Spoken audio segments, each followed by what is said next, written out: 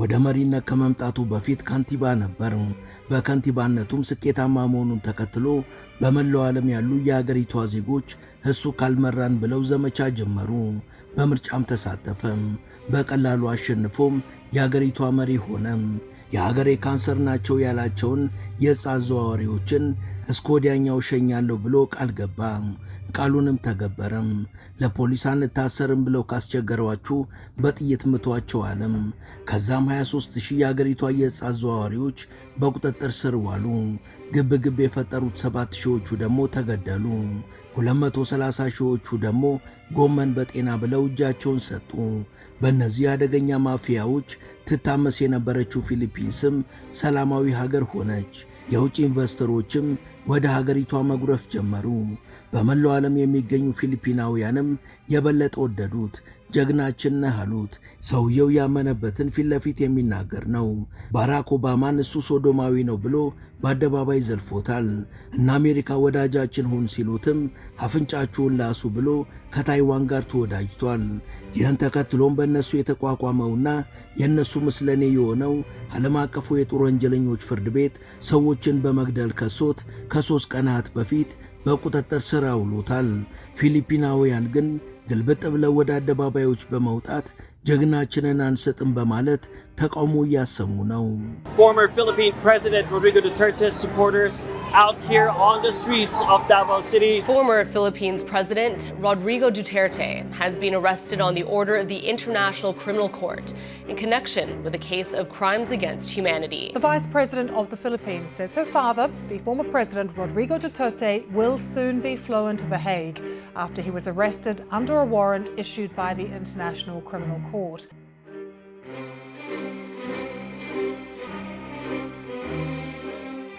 ሰላም በመላው ዓለም የምትገኙ ውድ የመሿለኪያ ቤተሰቦች፣ በዛሬው መሰናዷችን አነጋጋሪ ባህሪ ስላለውና በተግባር ግን ስኬታማ መሪ ሆኖ ዓለምን ጉድ ስላስባለው መሪ እናወጋችኋለን።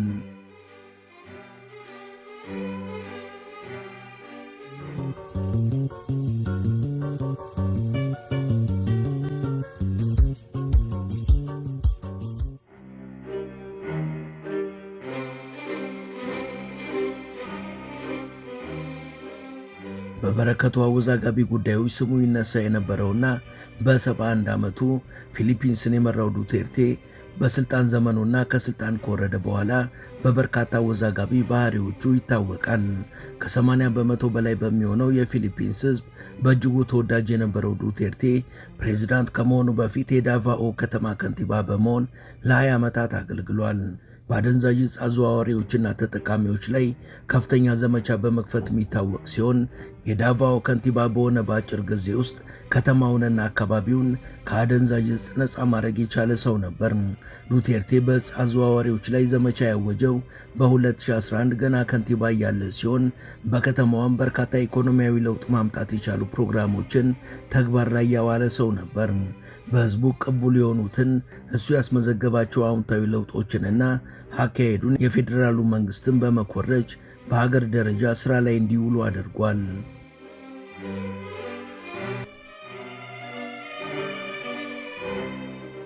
ሕዝቡ በሙሉ የእሱ ደጋፊ ከመሆን አልፎ በሀገር ውስጥም ሆነ በውጭ ያሉ ፊሊፒናውያን ዱቴርቴ ፕሬዝዳንታቸው እንዲሆን ከፍተኛ ጫናና ጉትጎታ ማድረግ ጀመሩ።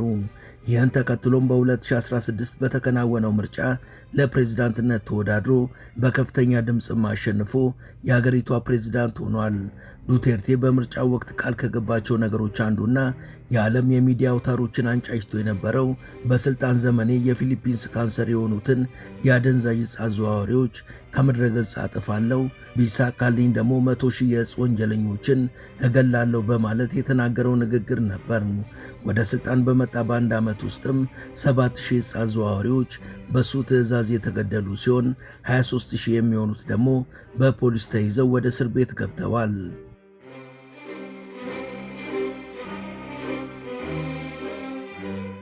በሱ የስልጣን ዘመን ወቅት 230,000 የሚሆኑት በራሳቸው ተነሳሽነት እጃቸውን ከሰጡ በኋላ በ2017 ፊሊፒንስ ከአደንዛዥ ዕፅና ከአዘዋዋሪዎች ነፃ መሆን ችላ ነበር። ከዕፅ አዘዋዋሪዎችና ተጠቃሚዎች ጋር በተያያዘ በቋሚነት ይከሰት የነበረው ነውጥና የሰላም መደፍረስ ቀርቶም ሀገሪቷ እጅግ ሰላማዊ የሆነች ሀገር ተብላ ከዓለም 9ኛ ደረጃ ላይ መቀመጥ ችላለች። በፊሊፒንስ አስተማማኝ ሰላም መረጋገጡን ተከትሎም በርካታ የውጭ ኢንቨስተሮች ወደ ሀገሪቷ እየመጡ ሀብታቸውን ማፍሰስ በመጀመራቸው የፊሊፒንስ ኢኮኖሚ ፈጣንና ተጨባጭ እድገትን ማሳየት ችሎ ነበር። ከውጭ ኢንቨስተሮች ባሻገር ዱቴርቴ በስሙ የሚጠራ ሮድሪኖሚክስ የሚባል የኢኮኖሚ ፖሊሲ በመንደፍ ወደ ስራ አስገብቶ አነስተኛ የኑሮ ደረጃ የነበራቸው የፊሊፒንስ ዜጎች ሕይወታቸው እንዲለወጥ አድርጎ ነበር። ሰውየው በምርጫ ቅስቀሳ ወቅት የተናገራቸውን እያንዳንዱ ንግግሮቹን በስልጣን ዘመኑ ተግባራዊ አድርጓቸዋል።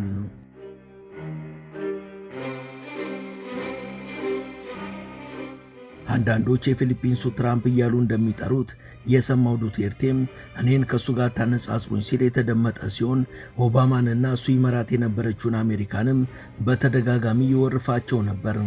ዱቴርቴ በአደባባይ ሲናገር ለነገ የማይል ሰው እንደመሆኑ ከተመሳሳይ ጾታ ጋር በተገናኘ የሰጠውን አስተያየት ኦባማ መተቸቱን የሰማው ዱቴርቴ እነ ኦባማ ሶዶማውያን ናቸው፣ እነሱ በገላቸው የፈለጋቸውን ቢያደርጉ የኔ ጉዳይ አይደለም፣ ነገር ግን ልክ ጥሩ እንዳደረገ ሰው አደባባይ ላይ ወጥተው የሚጮት ነገር አይገባኝም፣ ሲጀመር ተፈጥሯቸው ግራ የተጋባ ነው የሚል ስድብ አዘል መልስ ሰጥቷል።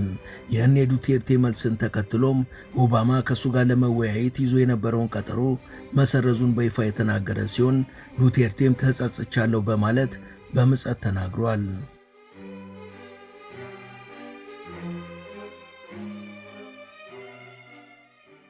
ሮድሪጎስ ዱቴርቴ ለምርጫ ሲወዳደር ከተናገረው መሃል እንደተመረጥኩኝ ፊሊፒንስ ከቻይና ጋር ወደምትወዛገብበት የደቡብ ቻይና ባህር አካባቢ ብቻዬን በመብረር የፊሊፒንስን ባንዲራ ካውለበለብኩኝ በኋላ ኑና እኔን የምታደርጉኝን አድርጉ እንጂ ቦታው ግን የፊሊፒንስ ግዛት ነው እላችኋለሁ ብሎ ተናግሮ ነበር። ታዲያ ከተመረጠ በኋላ ግን ከአሜሪካ ጋር ያለውን ግንኙነት በማቋረጥ ወደ ቤጂንግ በመጓዝ ዲፕሎማሲያዊ ግንኙነቱን ከቻይና ጋር መስርቷል። ዱቴርቴ ለዚህ ውሳኔው ምክንያቱን ሲያስረዳ አሜሪካኖች ራሳቸው የሚያደርጉትን ነገር ሌላውን በግድ እንዲያደርግ የሚጫኑ ግብዞችና ሂፖክራቶች ናቸው ብሏል። ዱቴርቴ በዕፅ አዘዋዋሪዎችና ተጠቃሚዎች ላይ ይወስድ የነበረውን እርምጃና በተለይ ፖሊሶች የሚገዳደሯቸውንና አደጋ የሚጋርጡባቸውን እንዲሁም ለማምለጥ የሚሞክሩትን ተኩሰው እንዲገሉ የሰጠውን መብት በተመለከተ የአውሮፓ ህብረት አባላት የሆኑት እንግሊዝና ፈረንሳይን ጨምሮ ጭንብል አጥላቂዎቹ የመብት ተሟጋች ተቋማት ትችትና ወቀሳን ያሰሙበት ነበር።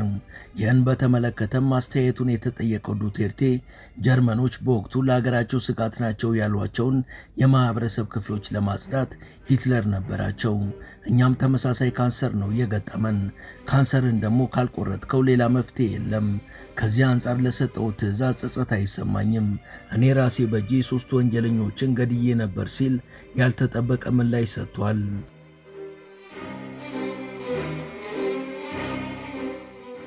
ውድ ተመልካቾቻችን ተረካችንን እዚህ ድረስ ከተከታተላችሁት ዝግጅታችንን እንደወደዳችሁት እርግጠኞች ነን። ከእናንተ የሚጠበቀው ቻናሉ የበለጠ እንዲያድግ አንድ ጊዜ ሰብስክራይብ ማድረግ ብቻ ነው። እናም ሰብስክራይብ እንድታደርጉ አስታውሰን ተረካችንን እንቀጥል።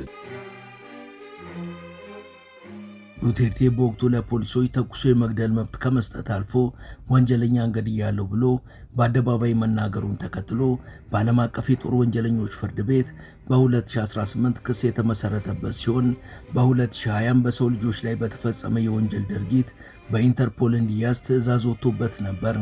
የፍርድ አፈጻጸሙ ግን ለበርካታ ጊዜ ሲተላለፍ ቆይቶ ነበር።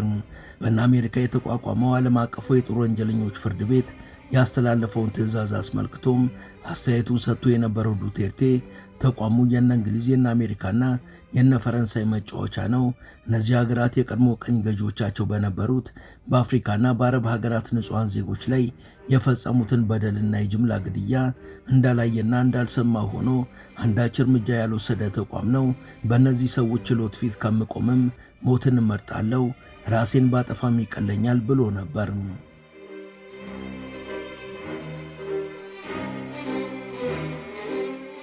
ዱቴርቴ ከስልጣንም ሆነ ከፖለቲካ ከራቀ በኋላም ቢሆን ዓለም አቀፉን የወንጀል ፍርድ ቤት ያስተላለፈውን ትዕዛዝ በፊሊፒንስ ማስፈጸም ሳይችል 3 ዓመታት የሞላው ሲሆን ለዚህ ዋናው ምክንያቱ ደግሞ ፊሊፒንስ በ2019 የዚህ ፍርድ ቤት አባልነቷን ያቋረጠች በመሆኑ ነው። ፊሊፒንስ የኢንተርፖል አባል ብትሆንም ኢንተርፖል በፊሊፒንስ የፍርድ ትዕዛዙን ማስፈጸም አይችልም በሚል ከሀገሪቷ ባለስልጣናት ትብብር በመፈለጉ ምክንያት ነበር።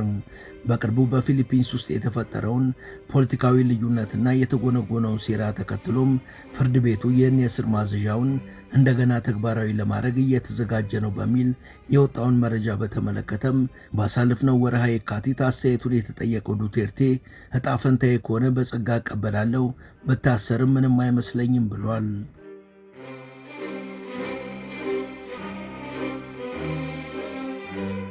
የፍርድ ቤቱን የሐሳብ ለውጥ አስመልክቶ አስተያየታቸውን የሚሰጡ አካላት ሁለት ጉዳዮችን በዋነኛነት ያነሳሉ። እነዚህ አካላት እንደ ምክንያት ከሚያነሱት ውስጥ የመጀመሪያው ዱቴርቴ ራሱን ከፖለቲካ ካገለለበት ከ2022 ጀምሮ የቀድሞ ቤተ እምነቱ ወደ ነበረችውና የሃይማኖት አባቶቿን ሶዶማውያንና ሙሰኞች እያለ ወደሚዘልፋቸው የካቶሊክ ሃይማኖት በመመለሱና የመንፈሳዊ ሕይወቱን በማጥበቁ የመጣ ለውጥ ነው ብለዋል።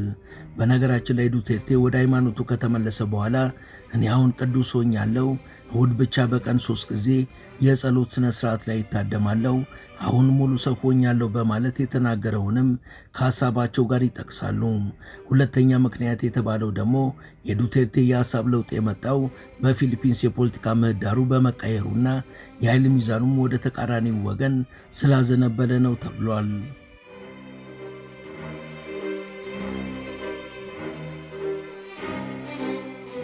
ይህ የሰዎቹ አስተያየት ያለ ምክንያት የመጣ አልነበረም። ዱቴርቴም ሆነ ቤተሰቡ በፊሊፒንስ የፖለቲካ መድረኮች ከፍተኛ ሚና የነበራቸውና ማህበረሰባዊ ለውጥ በማምጣት የሚታወቁ ናቸው።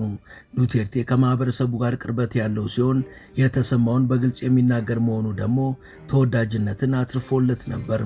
ዱቴርቴ በግል ሕይወቱ 3 ሚስቶችን አግብቶ የነበረ ሲሆን 5 ልጆችም ወልዷል።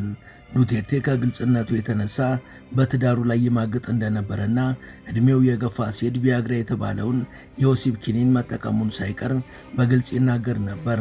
የፖለቲካ ሳይንስና የሕግ ምሁር የሆነችው የዱቴርቴ የመጨረሻ ልጅ የአባቷን ከፖለቲካ መገለል ተከትሎ ወደ ፓርቲው አመራርነት እንድትቀላቀል ከተደረገ በኋላ ዱቴርቴን ተክታ ወደ አመራርነት መጥታለች።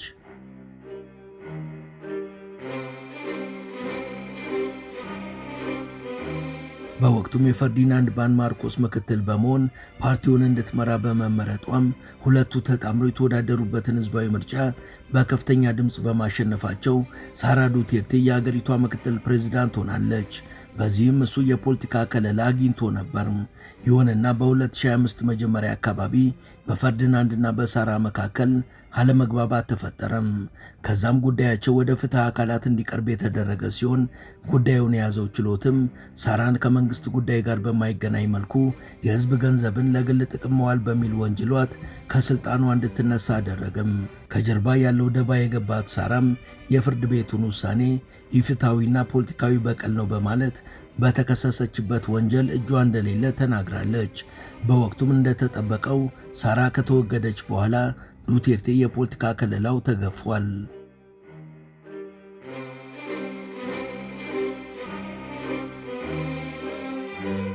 ከ4 ቀናት በፊትም ከሳራ ጋር ከባንኮክ መጥተው በፊሊፒንስ ማኒላ አየር ማረፊያ ከአይሮፕላናቸው ሲወጡ ዱቴርቴ የጦር ወንጀለኞች ፍርድ ቤት የጻፈውን የእስር ትዕዛዝ የያዙ የፊሊፒንስ ፖሊሶች በቁጥጥር ስር አውለውታል።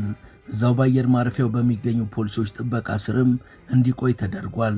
በሚቀጥለው ወር 80 ዓመቱን የሚያከብረው ዱቴርቴ መያዙን የሰሙ የፊሊፒን ዜጎችና የቀድሞ ጠበቃው እንዲሁም የበረከቱ ወዳጆቹ በነቂስ የፊሊፒንስ አደባባዮችን በማጥለቅለቅ በከፍተኛ ድምፅ የቀድሞ መሪያቸው መያዙን ተቃውመዋል። ለሱም ድጋፋቸውን በመግለጽ በየአደባባዩ ከፖሊስ ጋር ተፋጠው የሚሆነውን እየጠበቁ ነው። የፊሊፒንስ ፖሊስ ዱቴርቴን አሳልፎ ይሰጣሉ ተብሎ የተጠየቀው ጠበቃውም ፊሊፒንስ የጦር ፍርድ ቤቱ አባል ብትሆን እንኳን ከዱቴርቴ ዕድሜ አንጻር ወደ እስር ቤት ሳይሆን ወደ ሆስፒታል ነው መወሰድ ያለበት፣ ከዚህ አንጻር ፊሊፒንስ አሳልፋ ትሰጠዋለች ብዬ አላምንም ብሏል። የፊሊፒንስ መንግስት የዱቴርቴን በቁጥጥር ስር መዋል አረጋግጦ ስለ ቀጣይ እርምጃው ግን ከመናገር ተቆጥቧል።